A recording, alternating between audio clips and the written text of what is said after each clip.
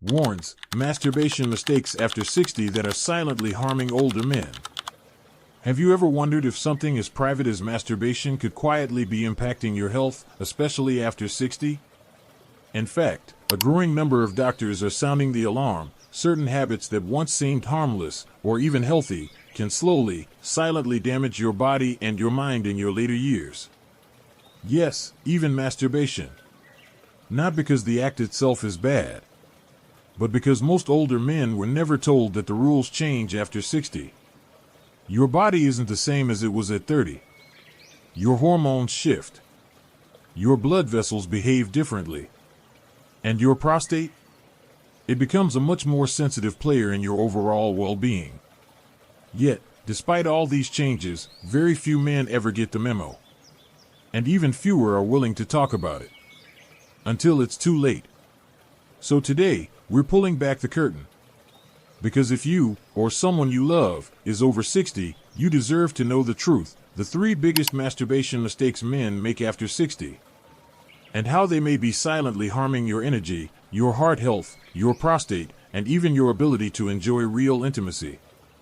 So let's dive into the first dangerous mistake. Mistake number 1, ignoring hormonal changes that alter how your body responds to self-stimulation. This is something no one told you. After 60, your testosterone levels decline significantly, and that changes how your body recovers from sexual activity. When you were in your 20s or 30s, masturbating several times a week, or even daily, didn't usually cause any problems. But after 60, your body's recovery time increases. Your dopamine and serotonin receptors don't fire the same way. And your testosterone reserves, which are already lower, can get depleted even further with excessive self-stimulation, leaving you feeling unmotivated, more tired during the day, less mentally sharp. Here's what you can do. If you're used to masturbating daily, try spacing it out to every 3 to 4 days, or even once a week. Focus on the quality of the experience, not the frequency. Be mindful, not rushed. Avoid heavy or extreme content that overstimulates your nervous system. It's not about morality, it's about preserving your dopamine balance, which affects everything from motivation to sleep. Because here's the truth no one tells older men. Masturbation isn't bad. But after 60, it needs to be treated with the same care as your diet, your medication, and your sleep. It can work for you, or quietly wear you down. So now that we've uncovered the first mistake, you might be wondering, what's the second one? Mistake number 2, masturbating while sitting for too long or right before sleep without emptying the bladder. This might sound small, but it can have big consequences. One of the most common mistakes older men make is this: masturbating while sitting for extended periods, often late at night, without first emptying their bladder. After 60, your prostate is likely already enlarged, even if you don't feel it. That's part of the natural aging process. Blood flow starts to pool in the pelvic area. The prostate gets compressed. The bladder begins to retain urine, even if you don't feel full yet. Then, without moving or emptying that bladder, you stimulate yourself. Maybe it's quick, maybe it takes a while. Either way, your pelvic floor muscles are now under pressure from 3 directions. A foolish bladder, an inflamed or enlarged prostate, a tight, compressed sitting position. This combination, especially done frequently, can create low-level trauma to your pelvic nerves and blood vessels. It can irritate the prostate, reduce oxygen to the area, and most importantly, it can weaken the bladder's ability to fully empty. But if you're experiencing frequent urination, especially at night, pressure or pain around the base of your penis or anus, weak urine stream, pain after ejaculation, or a dull ache in your lower back, it could be a sign of chronic prostate inflammation. And here's the kicker, it often begins with habits that compress or strain the pelvic area, like sitting too long and masturbating without proper circulation. And the worst part?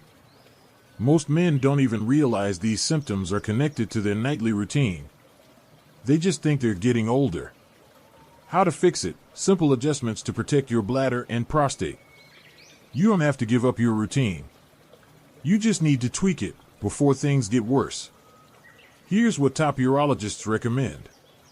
Always urinate first. Before you begin any kind of self-stimulation, make it a habit to empty your bladder. It relieves pressure and helps reduce strain on your prostate. Avoid doing it in a soft recliner or couch. These positions increase pelvic compression. Instead, lie down or stand, allowing better blood flow and less pressure on your pelvic floor. Use a warm compress afterward. Placing a warm cloth over your lower abdomen or groin can help soothe inflammation and improve circulation. Space out your sessions. If you're doing this nightly, try reducing to 3 to 4 times a week and track how your bladder or prostate symptoms respond. You might be surprised how quickly you feel relief. Watch for signs. Waking up more than twice per night to urinate, needing to strain to start, or dribbling afterward are early red flags. Don't ignore them. Because here's the truth. Your prostate health depends on circulation, rest, and smart habits. So far, we've revealed how 2 simple mistakes, overdoing it without respecting your hormones, and doing it in the wrong position, can take a serious toll on your health after 60. But we're not done yet. Because mistake number 3 is one most men would never, ever suspect. It's the one technique millions of older men use for faster release, and yet it may be silently damaging your blood vessels, contributing to erectile dysfunction, and increasing your risk of a stroke. Yes, stroke. As men age, the body naturally loses some sensitivity. The nerves aren't as sharp. The blood vessels aren't as elastic.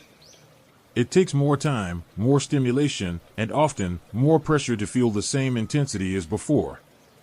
So what do many men do, especially when they're frustrated or in a hurry? They tighten their grip. They squeeze harder. And it's far more harmful than it sounds. Why? The tiny capillaries inside are more delicate. The connective tissue is less flexible.